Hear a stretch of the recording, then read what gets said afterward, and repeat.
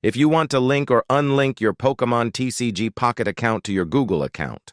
Here's a detailed step-by-step guide. First of all, tap the 3 bars located at the bottom right corner of your screen. This will open up the main menu. From here, go ahead and tap on Other to access more options. Next, you'll want to select My Account. Once you open your account settings, you'll see all your account information displayed here. If you want to link your Pokémon TCG Pocket to your Google account, simply select the option to link, and then sign in using your Google login details. This will securely connect your game progress to your Google account. If you want to unlink your account, the process is also simple.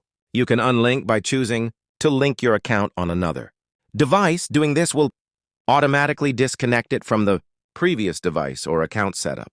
That's all for today's tutorial. If this video was helpful, make sure to like the video and subscribe to the channel for more guides. Thank you so much for watching.